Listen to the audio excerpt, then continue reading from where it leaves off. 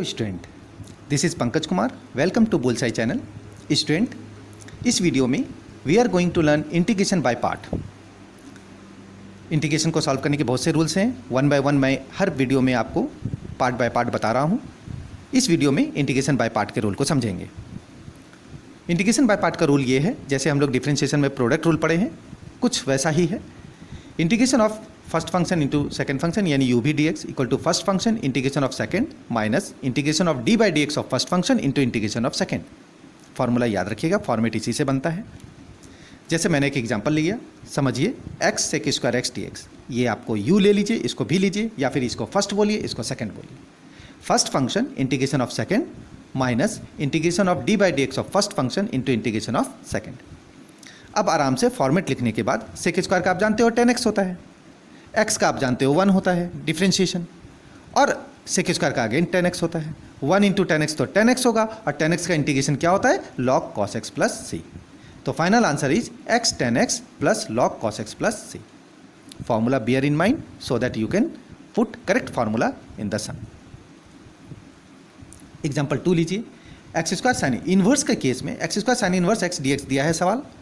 Student, inverse के case में inverse को पहला टर्म मानिए और एक्स स्क्वायर को दूसरा, यानी फर्स्ट टर्म इसको मानिए, सेकंड इसको मानिए। Then try to solve. First function into integration of second करेंगे तो एक्स स्क्वायर का क्या होगा, x3/3 होगा, इंटू इंटीग्रेशन ऑफ, अब साइन इन्वर्स का डिफरेंशिएशन क्या होता है स्टूडेंट, मैंने डायरेक्ट लिख दिया है, इस फॉर्मेट में लिखा नहीं, ये वाला लाइन को स्किप करके उसके बाद का लाइन मैंने लिखा है।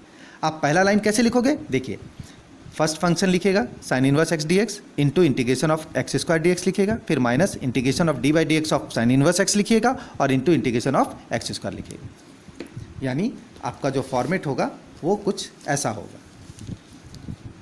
पहले आप साइन इनवर्स एक्स लिखिएगा, फिर इंटीग्रेशन ऑफ एक्स स्क्वायर लिखिएगा, फिर minus integration of d by d x of sine inverse x लिखिएगा, ठीक है, फिर integration of x square D x लिखिएगा। तो ये आपका फॉर्मेट है। इसी फॉर्मेट को मैंने जंप किया, sign inverse x x square, यहाँ पे देखिए एक्स स्क्वायर का क्या होगा, x3/3 होगा, और फिर साइन इनवर्स एक्स का डिफरेंशिएशन क्या होगा, 1/√1 माइनस एक्स स्क्वायर होगा, और एक्स स्क्वायर का इंटीग्रेशन करोगे तो x3/3 आएगा। अब इसको सजा के लिखिए, यहाँ से 1/3 जो कोएफिशिएंट हो बाहर निकालिए, x³ होगा, और √1 माइनस एक्स स्क्वायर लिखिए। अब क्या है, कभी कभी सम में, एक ही सम में स्टूडेंट हमेशा याद रखिएगा, जरूरी नहीं कि सिंपल टर्म ही दे। अब ये देखिए एक सब्स्टिट्यूशन मेथड का टर्म आ गया, ये वाला, तो ये बाकी की जो टर्म है प्रीवियस उसको एज यूजुअल लिखिएगा, बट इसको आपको सब्स्टिट्यूशन मेथड में ले जाना है। तो आप x³ को कैसे लिखोगे, x इंटू एक्स स्क्वायर, इसके पहले भी एक वीडियो में मैंने बताया था। 1 माइनस एक्स स्क्वायर को आप लिखिए। अब एक्स स्क्वायर के टर्म को देखिए, मैंने यहाँ लिखा है 1 माइनस एक्स स्क्वायर को टी स्क्वायर ले लिया, क्योंकि यहाँ पर हम लोग को 1 माइनस एक्स स्क्वायर को टी मान लेना है। तो जब √1 माइनस एक्स स्क्वायर को टी मानिएगा तो रूट हटाइएगा तो क्या होगा, 1 minus x square equal to t square. देखिए यहाँ से ध्यान से देखिए, √1 माइनस एक्स स्क्वायर को अगर आप टी मानोगे तो रूट हटाने के लिए 1 माइनस एक्स स्क्वायर करने पर इधर में तो टी स्क्वायर हो जाएगा, क्योंकि स्क्वायरिंग बोथ साइड होगा। स्क्वायरिंग बोथ साइड करने से ये स्क्वायर और ये कट जाएगा, वो इतना बचेगा, और इधर का स्क्वायर हो जाएगा। ओके, तो इस तरह से 1 minus x square equal to t square.